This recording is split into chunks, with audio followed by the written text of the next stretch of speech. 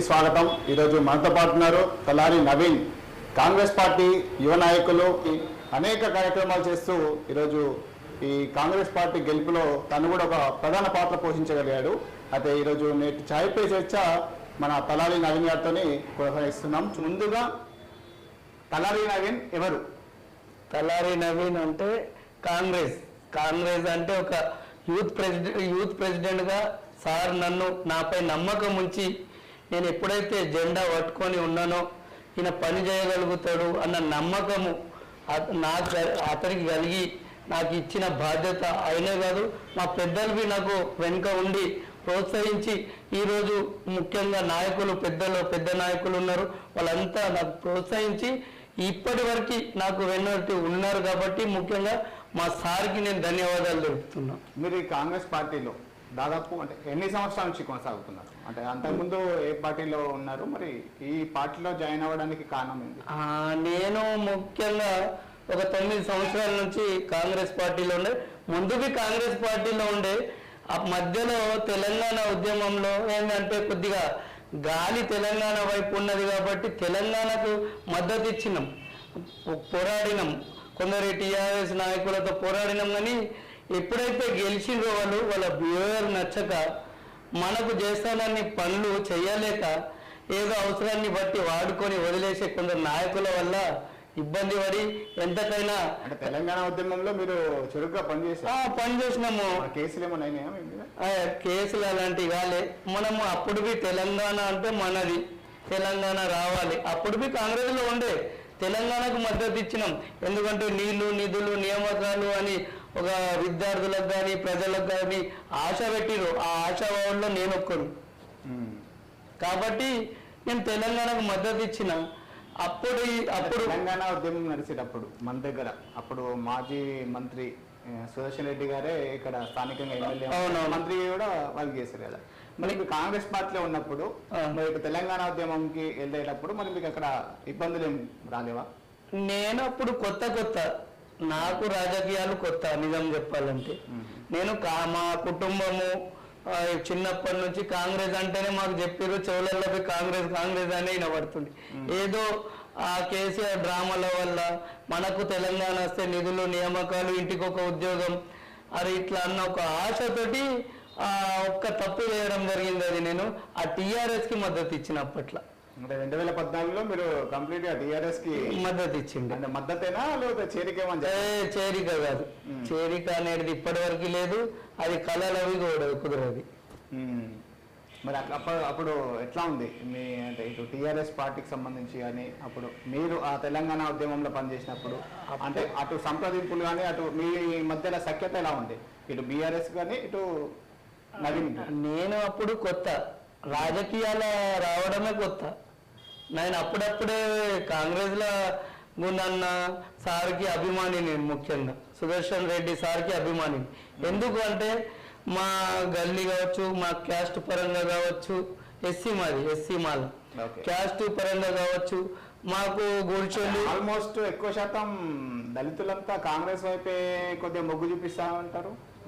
ఖచ్చితంగా కాంగ్రెస్ కడుపులో పెట్టుకొని చూసుకునే పార్టీ ఏదైనా. మీకు తెలుసు అనుకుంటా, మన బోధనలో కానీ, ఈ రాష్ట్రంలో కానీ, ఈ దేశంలో కానీ దళితుల పక్షాన నిలబడే పార్టీ ఏదైనా ఉంది అంటే అది కాంగ్రెస్. అది మా ముత్తాతలకి చెప్పగలుగుతారు. ఎందుకంటే నేను ఒకటి చెప్తున్నా, నేను ఎస్సీలో పుట్టినందుకు గర్వపడుతున్నా. నేను చిన్నతనం నుంచి చూస్తున్న అన్ని పరిస్థితులు, పద్ధతులు. మా గల్లీ నాకు ఎస్సీ వార్డు, మాది ఆ ఎస్సీ 5వ నంబర్ వార్డు. ఎస్సీలో ఉంటాం అందరం. మాకు గుడిసెలు, ఈ రేకుల ఇండ్లు ఉండే. కానీ మా సార్ ఇప్పుడున్న మా MLA sir Sudarshan Reddy sir గారు ఇక్కడ ఒక్క రేకుల ఇల్లు ఉండద్దు, ఒక్క గుడిసె ఉండద్దు, మీరు ఎంతమంది ఇల్లు కట్టుకుంటారో కట్టుకోండి అని అప్పుడు వైఎస్ రాజశేఖర రెడ్డి గారు ఉన్నప్పుడు ఈయన మా వార్డులలో వచ్చి ఈ ఇండ్లు అనేటివి ఉండద్దు, ఇవేలాగా ఇక్కడ బోధనలు ఎవ్వరు కూడా ఇండ్లు లేకుండా ఉండద్దు అన్న ఒక ఉద్దేశం ప్రజల్లోకి తీసుకెళ్ళి దళితులు మీరు మాతో సమానం అన్న విధంగా ఉండాలని చెప్పిండు. ఆ మాటకి ఆయన కట్టుబడి ఉన్నాడు. నాకు సంతోషం అనిపించింది. ఎందుకంటే దళితులకు కాంగ్రెస్ పార్టీ చూస్తుందని మా తాతలు యాక్చువల్లీ మా తాత మిలిటరీ, మాది ఖమ్మంలో ఉండే ఫ్యాక్టరీ టైంలో ఇక్కడ వచ్చారు. అప్పటి నుంచి గుడిసెలు అవి అందులోనే ఉన్నాం. కానీ ఎప్పుడైతే మాకు వచ్చినప్పుడు చెప్తుండే కాంగ్రెస్ అంటే ఇందిరాగాంధీ, ఇందిరాగాంధీ అంటే కాంగ్రెస్, మళ్ళీ వైఎస్ అంటే కాంగ్రెస్, తర్వాత సుదర్శన్ రెడ్డి సార్ అంటే మాట ఇస్తాడు, ప్రజల కోసం ఏమన్నా చేస్తాడు. అట్లాంటి వ్యక్తి మన ముంగటప్పుడు చిన్నోడు నేను. మాకు ఇల్లు లేకుండే ఇందిరమ్మ ఇల్లు పథకం కింద ఇల్లులు కట్టించారు మా వార్డులో. ఇప్పటికి ఒక 15 సంవత్సరాలు అవుతుంది. ఇందిరమ్మ ఇల్లు ఉన్నాయి ఎస్సీలకు. ఇప్పటివి సార్ ఓట్ బ్యాంక్ ఇందిరమ్మ ఇల్లు, ఇందిరమ్మ ఇల్లు అంటే సార్. అవునులే, గతంలో కూడా చాలా ఇందిరమ్మ సందర్భాలు అనిపిస్తుంది కదా. మరి ఈ మధ్య కాలంలో అంటే మనం చూసుకున్నాం ఎలక్షన్లో కూడా చాలా మట్టుకు క్రియాశీలకంగా పనిచేసిండ్రు. అంతకుముందు కూడా బీఆర్ఎస్లో అనేక అవగాహనలు కూడా మీకు వచ్చినాయి అని చెప్పేసి కూడా వినిపించినాయి, నిజమేనా? వస్తాయి. ఇగో ఒక కష్టపడే నాయకుడు ఉన్నాడు అనుకో పార్టీకి, పార్టీ ఎదుగుతున్నప్పుడు ఈయన చెయ్యి ఉంటుందని తెలుసు వాళ్ళకు. ఈయన చెయ్యి తొలగిస్తే పార్టీ పోతుందని ఒక ఉద్దేశం ఇలా ఆశావాళ్ళకు కల్పిస్తారు. కొందరు డబ్బుకు లొంగచ్చు, కొందరు బెదిరిపోతే భయపడతారు అని చెప్పచ్చు. కానీ మనలాంటి కార్యకర్తలు 1000లలో ఒక్కొనివైనా 1000 లక్షల మంది వస్తారు. అంటే 2018లో చూసుకుంటే మనము ఎలక్షన్ అయిపోయిన తర్వాత, శాసనసభ ఎలక్షన్స్ అయిపోయిన తర్వాత 2019లో చాలా మట్టుకు కూడా కాంగ్రెస్ పార్టీ నాయకులు బీఆర్ఎస్లో చేయడం జరిగింది. చాలా కౌన్సిలర్ కూడా జాయిన్ అయ్యారు. అప్పుడు టౌన్ ప్రెసిడెంట్ కానీ అంటే చాలా మంది పెద్ద సంఖ్యలో మొత్తం కంప్లీట్గా ఇంకా దుకాణం మొత్తం గాలి చేసినట్టు అనిపిస్తాం. ఆ టైంలో మరి అట్లాంటి సిచ్యువేషన్ మీకు కూడా వచ్చినప్పుడు మరి ఎందుకు దాన్ని వినియోగించుకోలేకపోయారు? ఏ నాయకుడు అనేవాడు ఎట్లుంటాడంటే, నా దృష్టిలో నేను ఇప్పుడు సీనియర్ నాయకులు ఉన్నారు, పాషాబాయ్ కానీ, గంగాశంకర్ అన్న కానీ, గణపతి రెడ్డి అన్న కానీ, మొబీన్ ఖాన్ కానీ, కొందరు సీనియర్ నాయకులు, ప్రెసిడెంట్లు, పులిసిన్ అన్న కావచ్చు, కానీ వాళ్ళు అక్కడక్కడ మండలాల్లో ఒక్కరే. కానీ అందులో పోతే మనకి ఏముండదు, తీసుకుపోయి గొర్రెలలో కలిపినట్టే ఉంటుంది. ఎప్పుడైతే పార్టీ కష్టాలలో ఉన్నప్పుడు ఎవరైతే ఆదుకుంటారో పార్టీ వాళ్ళని గుర్తిస్తుంది. ఇప్పుడు కాదు, ఇంకొక 5 సంవత్సరాలకైనా మన పార్టీ వస్తుందన్న నమ్మకం ఉన్నది. కాబట్టి నేను వాళ్ళని చూసి ముఖ్యంగా అయితే మా సార్కి మొక్కాలి. ఎందుకంటే ఎంతో మంది ఓడిపోయిన తర్వాత టీఆర్ఎస్ నుంచి ఆఫర్ రావచ్చు, బీజేపీ స్పెషల్గా వచ్చినాయి, మీకు కూడా రమ్మని చెప్పేసి కూడా ఇక్కడున్న స్థానికంగా ఉన్న యువ నాయకులు కూడా మిమ్మల్ని ఆహ్వానించినట్టు కూడా కొన్ని సందర్భాల్లో మాకు తెలియడం జరిగింది. అంటే దాన్ని ఎందుకు యూజ్ చేసుకోలేకపోయాడు? ఎందుకంటే నేను సార్కి గెలిపియాలన్న కృషి పట్టుదల నాలో ఎక్కువ ఉండే. ఎందుకంటే ముఖ్యంగా ఈ బోధన్ ప్రశాంతంగా ఉండాలి. నాలాంటి వాళ్ళు, నేను భేదోళ్ళు, ఇంకొక భేదోళ్ళు బాగుపడాలన్నా బీఆర్ఎస్ అంటే డబ్బులు పాటే ఖచ్చితంగా. ఇప్పుడు నువ్వు చూసినావు, నువ్వు మ్యాక్సిమం అందరితోటి ఇంటర్వ్యూలు తీసుకున్నవచ్చు. ఎట్లుండే బీఆర్ఎస్ పార్టీలో అది 3 ఎకరాలు అన్నారు, ఇవ్వలేదు. మ్యాక్సిమం దళిత బంద్ అన్నారు, ఎవరికి ఇచ్చారు? వాళ్ళ వెనక తిరిగే కార్లల్లా వాళ్ళకు జెండా వాళ్ళ నాయకులకే ఇచ్చారు. కానీ కాంగ్రెస్ పార్టీ అట్లా ఉండదు కదా. కింది స్థాయి నుంచి వీడు బతకాలి అంటే వీడికి ఏదైనా చేయుతనియాలి, ఇల్లు లేదు ఇల్లునియాలి, ఉద్యోగాలు. ముఖ్యంగా కాంగ్రెస్ పార్టీ ముఖ్య ఉద్దేశం ఏంటంటే చదువుకున్న పిల్లలు దేశ భవిష్యత్తుకు పాటుపడాలి, వీళ్ళు బాగుపడాలి, ప్లస్ దేశం బాగుపడాలి అంటే వీళ్ళకి ఉద్యోగాలు ఉండాలి. మెయిన్ స్టడీ విషయంలో, ఉద్యోగ విషయంలో, ఖచ్చితంగా పేదోళ్ళ విషయంలో మాత్రం కాంగ్రెస్ పార్టీ ముందుంటుంది. దానికి తోడుగా మా సార్ కూడా సేమ్ పేదలు చదువుకోవాలంటాడు, వైద్య విషయంలో వెనుకగరాడు, ఆఫీసర్స్కి డిగ్నిటీ వాళ్ళు బాగుండాలి, వాళ్ళని చూసి ఇంకొకళ్ళు పేదోళ్ళు వీళ్ళలాగా తయారై వీళ్ళు ఒక మంచి పొజిషన్లో ఉండాలన్న ఒక ఉద్దేశం ఆయనకుంది. అతను చూస్తూ నేను అంటే సార్ ఇలా ఉండు, వేరే నాయకులు వేరే తీరు ఉన్నారు అన్న ఒక ఉద్దేశం సార్కి నాకు ఏంటంటే అటాచ్మెంట్ ఎక్కువైంది. చేస్తే ఇలాంటి అతని దగ్గర పని చేసినందుకు నేను గర్వపడుతున్నా అనుకున్నా. ముఖ్యంగా మా సీనియర్ నాయకులు, ఇప్పుడు మా పాషాబాయ్ కావచ్చు, గంగాశంకర్ అన్న కావచ్చు, ఇక నారికాంచార్య అన్న కావచ్చు, కొందరు సీనియర్ నాయకులు ఉండే మన గౌసద్దీన్ సార్ కావచ్చు, వీళ్ళందరూ మాకు ఎట్లా అంటుందంటే ఇగో పోతారు వస్తారు, వాళ్ళకు విలువ ఉండదు, మీరు కష్టపడుతున్నారు, సార్ లాంటి మనిషి దొరకడు, అది మాకు అలవాటు అయిపోయింది. నాతోటి ముఖ్యంగా యువ నాయకులలో అయితే బడు మీ కాంగ్రెస్ పార్టీ కాంగ్రెస్ పార్టీ జెండా నేను మోసినప్పుడు బడు ఇనాయత్ రిజ్వాన్ సాయి కృష్ణ మున్నా మా యూత్ లో ఒక 5-6 ఉండే. ఓకే, మీరే ఈ 5-6 యూత్ లో సీనియర్లు మస్తు ఉండే. టైంలో కాంగ్రెస్ పార్టీ ఖతం అయిపోయింది అనుకునే టైంలో జెండా లేపి కార్యక్రమాలు చేసింది కూడా మేము చూసాం కదా, అంత కంప్లీట్ గా మీరే. అయితే ఆ టైంలో కూడా మరి ఎస్సీ అంటున్నారు మీరు, మరి దళిత బంధు కూడా మంచి అవకాశం ఉండే, మరి మీకు దళిత బంధు వచ్చిందా? దళిత బంధు మనకు ఎందుకు ఇస్తారు నేను ఆల్రెడీ చెప్పిన, వాళ్ళ నాయకులకు తప్ప ఎవరికి లేదు. వాళ్ళల్లో ఒకటి ఇచ్చి గొడవలు చేసారు. దళిత బంధు కూడా మీరు అంటే పార్టీలో చేరితే మీకు దళిత బంధు కూడా ఇస్తామని చెప్పేసి కూడా వినిపించింది, నిజమేనా? దళిత బంధు ఇస్తా అన్నారు, ఇంకా కొన్ని ఇస్తా అన్నారు, కానీ అవి శాశ్వతం కాదు. ఇప్పుడు సార్ దగ్గర నేను పనిచేసిన నమ్మకంగా పనిచేయాలి. ఇప్పుడు సార్ మమ్మల్ని ఎంత అంటే కొడుకులాగా నమ్మకంగా చూసుకుండు. అరే ఒక పనిని అప్పచెప్తే వీళ్ళు చేస్తారన్న నమ్మకం మా పైన ఉంచిండు. ఆయన నమ్మకాన్ని నేను ఇక్కడ వమ్ము చేసిందనుకో ఆడవి నమ్మాలి కదా పక్కనాడు. మీకంటే ముందు కూడా చాలా మంది సీనియర్స్ ఉండే కదా, వాళ్ళు కూడా పార్టీ వదిలేసే కదా ఇటు బీఆర్ఎస్ లో చేరింది. అంత నమ్మకము అంటే దాంట్లో ఏముంది, మంచి ఫ్యూచర్ కదా. అలా వ్యక్తిగతం అది. ఎందుకంటే కొందరు డబ్బు ఆశకు పోయారు, అధికారం ఎటు ఉంటే అటు పోయే నాయకులు ఉన్నారు కొందరు. వాళ్ళకి ఇప్పుడు గుర్తింపు ఉండదు కదా జీవితంలో. కొందరు ఉన్నారు కాంగ్రెస్ లో సీనియర్ నాయకులు, వాళ్ళు పుట్టి వాళ్ళు ఊహ తెలిసిన నుంచి వాళ్ళు చనిపోయే వరకు కాంగ్రెస్ జెండా పట్టుకొని ఉంటారు. ఎందుకంటే అరే ఒక అతను ఉండే కాంగ్రెస్ జెండానే పట్టిండు, ఎన్ని పార్టీలు మారినా కాంగ్రెస్ పార్టీ చనిపోయినా మళ్ళా బతికింది ఉన్నది, అయినా కాంగ్రెస్లో ఉన్నాడంటే ఆయన ఉన్నా లేకున్నా పేరు మాత్రం ఉండిపోతుంది చిరస్థాయిలో. పార్టీలు మారేటోళ్ళకి ఏమంటారు, ఇవాళ ఈ పార్టీలో ఉంటే ఆ టీఆర్ఎస్లో ఉన్నాడు అంటారు, రేపు ఎంఐఎం అంటారు, కాంగ్రెస్లో ఉన్నా అంటాడు, ఏదో ఒక బీజేపీలో ఉన్నాడు. అతనికి గుర్తింపు ఉండదు, ప్రజలు వాళ్ళని నమ్మే పరిస్థితి ఉండదు. అంటే ఇప్పుడు పార్టీలలో చేరే మార్పు అటు అంటే అధికారం ఎటువైపు ఉంటే అటువైపు వెళ్ళే లీడర్లంతా కూడా మీ దృష్టిలో వేస్ట్ అని అనద్దు, వాళ్ళ వ్యక్తిగతం. కొందరు బెదిరిస్తారన్న. నేను ఇప్పుడు ఒక మంచి నాయకుడు పట్టున్న నాయకుడు ఉంటే ఏం చేస్తారు, లొంగ తీసుకోవడానికి ఆయన -పాయింట్ ఎతికి బెదిరిస్తారు, ఆశ చూపుతారు. కొందరు ఆశకి వెళ్ళిపోతారు, భయానికి వెళ్తారు. అది ఏదైతే అది ఉంటే ఉంటాం ఎప్పుడైనా పోయేటోళ్ళమే మనం. ఆడికి భయపడి వాళ్ళకి భయపడి అటు పోవాల్సిన అవసరం లేదు. ఉందాం ఏమవుతుంది, ఉంటే 4 రోజులు ఉంటాం. అట్లాంటి సందర్భాలు కొన్ని వచ్చినాయి. ఎందుకంటే నేను చెప్తా, మా కాంగ్రెస్ పార్టీ కోసం నేను మా యూత్ చేసిన సందర్భం ఏంటంటే శివాజీ విగ్రహం కాడ హిందూ ముస్లిం ఇట్లా కొద్దిగా గొడవ లాగా అయింది, పెద్దగానే అయింది. అప్పుడు కాంగ్రెస్ ఇక్కడ ఏం లేదు.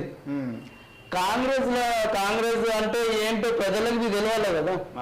ఇప్పుడు కాంగ్రెస్ మంచితనం జెండా పట్టుకొని మత విద్వేషాలు వద్దు అన్నట్టు కూడా ప్రోగ్రామ్ కూడా చేసినట్టుంది కదా. అదే ఆ గొడవల్లో నడుస్తా ఉంటే వైపు మీరు మధ్యలో వచ్చినాం మేము. ఎందుకంటే ఆ రోజు మా సిచ్యువేషన్ ఎట్లుందంటే ఇటు నుంచి రాళ్ళు అది చాలా క్రిటికల్ ఉండే. మధ్యలో మేము డిసిషన్ నేను అట్లాంటి ఆలోచన ఎందుకు వచ్చింది మరి? అది కాంగ్రెస్ పార్టీ సిద్ధాంతాలు ప్రజలకు తెలియాలి.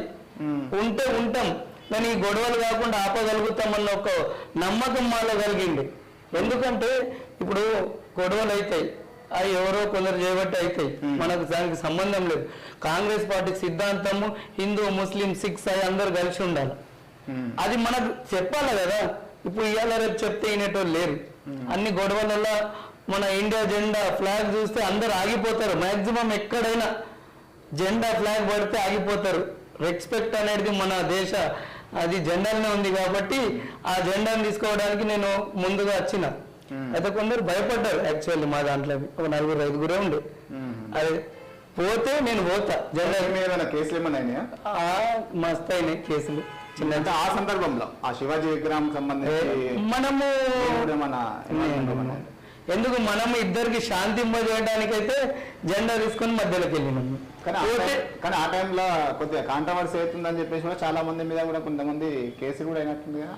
అవి మనకు సంబంధం లేదు. ఎవరు తప్పు చేస్తే ఇది ప్రభుత్వం ఉంది, కోర్టులు ఉన్నాయి, పోలీస్ వ్యవస్థ ఉంది, వాళ్ళు శిక్షిస్తారు. దానికి సంబంధం మనకు లేదు. మన సిద్ధాంతం ఏంది, గొడవలు జరగకుండా, అల్లర్లు కాకుండా, ఏది కాకుండా అందరు కలిసి ఉండాలన్న ఒక ఉద్దేశం కాంగ్రెస్ పార్టీ సిద్ధాంతం తెలియదు. ఆ రోజు ఇటు నుంచి రాళ్ళు వచ్చినా, ఇటు నుంచి రాళ్ళు పడుతున్నా, పోతే చనిపోతామేమో, పోతే పోనీ ఎప్పుడైనా చనిపోయేటోళ్ళమే. కానీ కాంగ్రెస్ యువ నాయకులు ముందుకు వచ్చి ఇండియా జెండా పట్టుకొని నిలబడ్డారు అంటే మనల్ని అందరినీ మంచి చేసే ఉద్దేశం వాళ్ళ ఉంది. మెసేజ్ రావాలా, వీళ్ళు వాళ్ళు బాగుండాలన్న ఒక ఉద్దేశంతో మధ్యలోకి వెళ్ళినాం. మరి తలారి నవీన్ ఫైనాన్షియల్ స్టాటస్ గురించి ఏంది? ఇగో మాది చాలా పూర్ కుటుంబం. మీ ఫ్యామిలీ ఇప్పుడు మా డాడీ డ్రైవింగ్, మా నానమ్మ మున్సిపాలిటీలో చేసిండే, మా తాతనేమో ఆర్మీలో చేసిండే. ఆర్మీలో అంటే మాది ఆర్మీలో చేసిండే కాబట్టి మా తాత మిడిల్ దేశభక్తి ఎక్కువ. ఏదైనా పని చేస్తా అంటే ఖచ్చితంగా చేయాలి, అంటే మంచి పని. చెడు మనకు డబ్బు ఆశ చూసి ఇట్లా తీసుకోవాలన్నా అక్కడ పోవద్దు.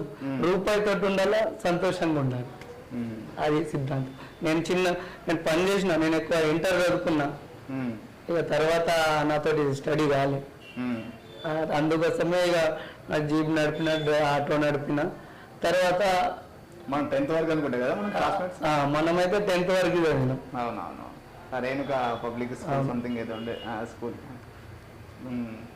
మరి ఆ తర్వాత కంటిన్యూ చేయలేదు ఎడ్యుకేషన్? ఇంటర్ కంటిన్యూ అయింది. Degree discontinue. పిల్లలు ఎంతమంది? 2 పాపలు. ఓకే. అక్షయ, ఆత్మిత. మహాలక్ష్మిలు వాళ్ళే మహాలక్ష్మి. అందుకోసం ప్రభుత్వంలో ముఖ్యంగా మహాలక్ష్మి అని పెట్టిరు. మహాలక్ష్మి పెట్టిరు. అయితే అంటే ఈ బీఆర్ఎస్ పార్టీ తెలంగాణ సెంటిమెంట్ ఉద్యమ పార్టీ, అందులోనూ ఒక 2 times గెలిచింది. ఇంకా అనేక స్కీమ్లు, అనేక స్కామ్లు కూడా వేసినట్టుంది. ఇట్లాంటి సిచ్యువేషన్లో కాంగ్రెస్ పార్టీ స్థానికంగా ఇక్కడ చాలా సురేష్ రెడ్డి గారి పైన చాలా రూమర్స్ కూడా క్రియేట్ అయినాయి. షేక్ అండ్ ఇస్తే ఆయన తుడుచుకుంటాడు, సంథింగ్ ఆయన పట్టించుకోడు, స్థానికంగా ఇల్లు లేదు, మళ్ళీ ఆయన కంప్లీట్గా కొద్దిగా రెడ్డి వర్గానికే చేస్తారు అంటే ఇట్లాంటి కొన్ని రూమర్స్ మధ్యలో, అంటే మీరు పార్టీ కోసం కష్టపడుతున్న టైంలో అసలు ఎప్పుడన్నా అనుకున్నారా అంటే మళ్ళీ అధికారంలోకి వస్తాము అని చెప్పేసి ఎప్పుడన్నా ఊహించుకున్నారా? అధికారం అనేది ఎవరికి శాశ్వతం కాదు. మంచి వ్యక్తి పేరు మా సార్ 2 సార్లు ఓడిపోయి ఉండొచ్చు, వ్యక్తిగతంగానో దొంగచాటుగానో దొంగ ఓట్ల వల్లనో ఓడిపోయచ్చు. నేను చెప్తున్నా, సార్ ఎలాంటి వ్యక్తి అంటే దగ్గర ఉండి ఎవరు ఏం చేస్తాడు అనేది చూసిన వ్యక్తిని మేము. ఎందుకంటే పెద్ద ఆయన అందరు రూమర్స్ 100 మంది ఎలిగేషన్స్ చెప్తారు, ఇది ఇట్లా ఉంది అట్లా చెయ్యి. ఎందుకు ఆయన పెద్ద ఆయన కాదు, ఆయన ఎట్లా ఉండాలా, మనం ఎట్లా ఉండాలా, ఏం ఉండాలా అని నేర్పించే వ్యక్తి. ఆయన చెయ్యి దూడుస్తాడని మేమైతే 100 సార్లు చెయ్యి ఇచ్చినందు ఏ రోజు దూడాలి. అది ఏదో ఒక రూమర్స్ ఏదో ఒకటి చెయ్యాలా. ఆయన వైట్ కలర్ అని ఇక్కడ కాదు, స్టేట్లో. నేను స్టేట్ గురించి చెప్పా. ఈవెన్ మన రాహుల్ గాంధీ దగ్గర వెళ్తే సార్కి మర్యాద, రెస్పెక్ట్ అనేది వేరే తీరు ఉంటుంది. ఎందుకంటే ఆయన వైట్ కలర్ అంటే ఇక్కడ మనం అనుకుంటాం, ఇప్పుడు నేను అంటే వేరే తెలంగాణ అంతటా అనుకుంటారు. అక్కడ రాహుల్ గాంధీ దాకా తెలుసు సార్ ఎలాంటి వ్యక్తి. అంతటి వ్యక్తి గురించి చెడు చెప్తే మనం ఏమనద్దు, ఎందుకంటే నోరు ఉంది కదా అని పాడేసుకునేటోళ్ళు బొచ్చరు మంది ఉంటారు. లోకల్గా ఎమ్మెల్యే ఎలక్షన్లో, మొన్న లాస్ట్ ఎలక్షన్లో అంటే గెలుస్తారని చెప్పేసి ఎప్పుడైనా ఎక్స్పెక్ట్ చేసిందా? 100%. అందరూ ఒక వేవ్ వచ్చింది, కాంగ్రెస్ వేవ్. అది షకీల్ మీద ఉన్న నెగిటివ్ అనేది స్ప్రెడ్ అయింది. ఆ స్ప్రెడ్లో ఈయనకొకటి లాభం జరిగింది. అంటే గుడ్డి కంటే మెల్లనయ్యం అనే ధోరణిలో ఈరోజు బోధన ప్రజలు కాంగ్రెస్ కోట వేస్తారే తప్ప కాంగ్రెస్ ఎలాంటిది పుంజుకోలేదు అని చెప్పేసి కూడా కొన్ని రూమర్స్ అయితే వచ్చినాయి. అది నిజమే అంటారా? వే అనేది కరెక్టే. వే అందరికి ఉంటే ఇక్కడ 119 సీట్లు ఉన్నాయి. వే అనేది వేస్తే 119 సీట్లు వచ్చేస్తాయి. వస్తారా? వస్తాయి. దాన్ని కష్టపడాడు. ఆయనకు ఏ పైబడినా ప్రజలకు మంచి చేయాలన్న ఒక ఉద్దేశం ఆయన మనసులో ఉంది.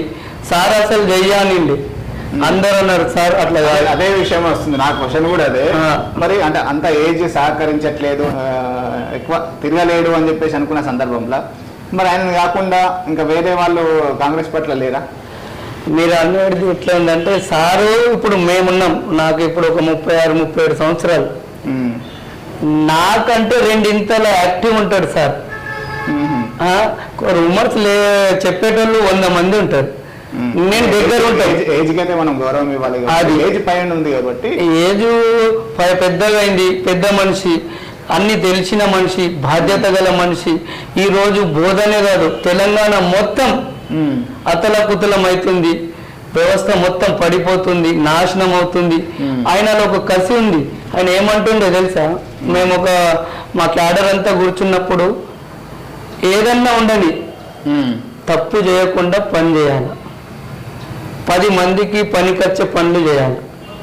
అది నా దగ్గర ఉంది, నేను 10 మందికి ఉన్నంతసేపు 10 మందికి మంచి చేసి పోతా అన్న ఒక కసితో పనిచేసిండు. కాబట్టి దేవుడు కూడా ఆయన తోడుండు. ఎన్ని కుట్రలు చేసిరు, ఎంత విచ్చలవిడిగా డబ్బు అది పంచడం కానీ ఏదైనా కానీ ఎలక్షన్లో కానీ చేసిన వ్యవస్థలో మనకు ఒక అదృష్టం అనేది ఉంటుంది. సార్కి అదృష్టంతో పాటు దేవుడికి తోడుండు. వాస్తవానికి ఒక సురేష్ రెడ్డి గారు అంటే ఒక వైట్ కలర్, ఆయన ఎక్కడ కూడా తప్పు చేయడు, తప్పుని ప్రోత్సహించడు అని చెప్పేసి కూడా సహజంగా అందరూ చెప్తా ఉంటారు. మరి అంటే కొన్ని విషయాలలో పార్టీ పరంగా చూస్తే కొన్ని ఇబ్బందులు కూడా వస్తూ ఉంటాయి. కొంతమంది తప్పులు చేయొచ్చు, చేయకపోవచ్చు. అంటే ఇట్లాంటి వాళ్ళందరినీ కూడా కవర్ చేసుకునే కెపాసిటీ కూడా ఉండాలి కదా లీడర్కి. లీడర్ అంటే ఎలా ఉండాలంటే, నా కోసం ఈయన పని చేస్తుండు, ఈయన పని చేయడు అంటే ఇద్దరికి సరి సమానం చూసే వ్యక్తి లీడర్ అంటారు. అవునా కదా? ఆ కెపాసిటీ మా సార్ దగ్గర ఉంది. చెప్తాడు, ఈ తప్పు చెయ్యకు, నీకు మంచి మార్గంలో కావాలంటే నేను సపోర్ట్ చేస్తా అంటే ఇద్దరికి సేమే చూస్తుండే, ఈక్వల్ చూస్తుండే అంటే లీడర్ తనం. నా మనిషికే చేస్తా అనేది వేరే పార్టీ వ్యక్తులకు చూసి ఉండొచ్చు. మీరు కూడా వేరే పార్టీలలో వెళ్ళి వచ్చారు, నీకు తెలియదా? కానీ ఇక్కడ మాత్రం అలాంటివి లేవు, అందరూ ఒకే విధంగా. ఇప్పుడు నేనైతే పని చేసినప్పటి నుంచి సార్ దగ్గర వ్యక్తిగతంగా చూస్తున్నా కదా, మంచి మీదనే ఎక్కువ. ఇతర పార్టీలకి వచ్చిన కాంగ్రెస్ పార్టీలో చేరిన వాళ్ళకి సరైన విలువ ఉండట్లేదు అనేది కొంతమంది అభిప్రాయిస్తున్నారు. నిజమేనా? మీరు అంటున్నది ఎట్లా ఉన్నదంటే, వాళ్ళు వచ్చిర్రు వీళ్ళు చేస్తలేరు, వాళ్ళు రావడం మాకు చాలా సంతోషం. ఎందుకంటే బలానికి బలం కూడితేనే మహాబలం అవుతుంది అంటారు. అవునా? ఇప్పుడు శరత్ అన్న, పద్మక్క, ఇమ్రాన్ భాయ్, తబ్బు భాయ్, షరీఫ్, కొందరు వచ్చారు. వాళ్ళకి ఎన్ని ఇబ్బందులు పెడితే వాళ్ళు వచ్చారు అనుకుంటా. కొందరు ఉత్తగనన్నా వ్యక్తిగతంగా అక్కడ పనిచేయడం లేదన్న ఒక కక్షతో వాళ్ళపై 307 కేసులు బుక్ చేయించడం, ఎవరైనా సొంత పార్టీ క్యాడర్ పై. ఏ విషయానికి వస్తే ఇటు ఎంఐఎం మీద కేసులని, ఇటు బీఆర్ఎస్ లో ఉన్న కొంతమంది ఎవరైతే ఎమ్మెల్యే యాంటీ ఉన్న వాళ్ళ మీద కూడా కేసులని, వివిధ పార్టీల మీద కూడా కేసులని. మరి కాంగ్రెస్ పార్టీకి సంబంధించిన లీడర్ల మీద బీఆర్ఎస్ పార్టీ ఎందుకు కేసులు చేయలేకపోయింది? Right question. మీకు బీఆర్ఎస్ పార్టీకి ఇంటర్నల్ గా అంటే సురేష్ రెడ్డి కానీ ఇటు షకీల్ గారు కానీ వీరిద్దరు మంచి మిత్రత్వంగానే ఉంటారు, ఏదున్నా కూడా వీరు ఒకరికొకరు సహకరించుకుంటారు అనేది ఒకటి వినిపిస్తుంది. నిజమేనా? అది కాదు, నేను ముందుగానే చెప్పిన, సార్ ఒక సిద్ధాంతంలో వెళ్తారు, తప్పు చేయొద్దు, తప్పులు వెళ్తే మంచిది కాదు. మేము తప్పే చేయలేం, మీరు ఏదైతే తప్పు చేస్తున్నారో మేము దానిపైన పోరాడినాం. కేసు చేసే హక్కు వాళ్ళకి ఉండదు, మాకు సమాజం పట్ల పోరాడే హక్కు మాకే కాదు ప్రజలకు అందరికీ ఉంటుంది. కాబట్టి మేము తప్పే చేయలేము, కేసు ఎట్లా చేస్తారా? అంతేగాని అట్లాంటి ఏం లేవు. అదే లోపాధికారి ఒప్పందం అయితే మేము ఎందుకు గెలుస్తాం? అంటే కొన్ని మీ యువ నాయకులు కూడా కొన్ని ఎమ్మెల్యే గారి వైఫ్, మాజీ ఎమ్మెల్యే గారి వైఫ్ని కూడా కొన్ని వల్గర్గా తిట్టడం జరిగింది. ఆ టైంలో కూడా చాలా మంది మహిళలు కూడా వెళ్ళి ఏసీపీ ఆఫీస్కి సంబంధించి అక్కడ ఆయన మీద కేసులు చేయాలా అని చెప్పేసి కూడా ఉద్యమాలు జరిగినాయి. అయినా కూడా ఆ టైంలో కేసులు కాలేదు. దాని వెనుక నేనైతే అప్పుడు జరిగినప్పుడైతే లేని మ్యాక్సిమం నేను అన్న విషయం అయితే వాస్తవమే కదా. ఆ? అన్నారు ఇప్పుడు ఆ టైంలో ఆయిషా ఫాతిమా గారిని ఒక మాట వల్లిగారు ఒక మాట అన్న విషయం అయితే వాస్తవమే కదా. చెప్పిండంట. నేను అప్పుడు మనం ఈ ఊళ్ళో క్షమాపణ కూడా కోరిండ్రు. కోరిండ్రు. ఎందుకు కోరిండ్రు అంటే మా మంచితనం. ఇప్పటికీ కాంగ్రెస్ గెలిచి ఒక 2 నెలలు దగ్గర 2 నెలలు అవుతుంది. అదే టిఆర్ఎస్ గెలిచి ఉంటే ఈ పరిస్థితులు బోధనలో ఇప్పుడు మాక్సిమం ఎక్కడైనా చూడండి పీస్ఫుల్ గా వాతావరణం ఉంది. అధికారుల పనులలో నిమగ్నమై ఉన్నారు. కాంగ్రెస్ పార్టీ ఏదైతే గ్యారంటీలు ఇచ్చిందో ఆ గ్యారంటీలను ప్రజలకు చేరవేసేందుకు ఇటు కాంగ్రెస్ నాయకులు, మా సారు, కార్యకర్తలు వార్డులలో కానీ గ్రామాలలో కానీ నిజామాబాద్లో ఎక్కడైనా పెద్ద పెద్ద పట్టణాల్లో కానీ ప్రజలకు చేరే కార్యక్రమాలు పెట్టుకున్నారు. అవునా? దానికి మళ్ళీ వేరే పార్టీ సిద్ధాంతాలకు తేడా ఉంది. మళ్ళీ ముఖ్యంగా బోధన వ్యవస్థ గురించి మాట్లాడుతున్నా. ఎంత పీస్ఫుల్ ఉందంటే ఒక అధికారి గొప్పగా చెప్పుకుంటున్నాడు, నా డ్యూటీ నేను ఇలా చేస్తున్నా అంటే ఈ ప్రభుత్వము సార్ని అవన్నీ బీఆర్ఎస్ పార్టీ చేయలేకపోయిందా? ఫెయిల్ అయిందంటవా? 100% ఫెయిల్ అయింది. 100% ఫెయిల్. ఇప్పుడు ఒక మినిమం పేదోడికి ఒక ఆఫీసర్ దగ్గర పోయి తన కష్టం చెప్పుకునే హక్కు ఈ కాంగ్రెస్ పార్టీ, ఇక్కడ అధికారులు కానీ మా నాయకుడు కానీ పెద్ద నాయకుడు మా రేవంత్ అన్న నాయకత్వంలో కానీ ప్రజల మాట వినాలనే ప్రజా పరిపాలన అనే ఇది స్టార్ట్ చేసారు.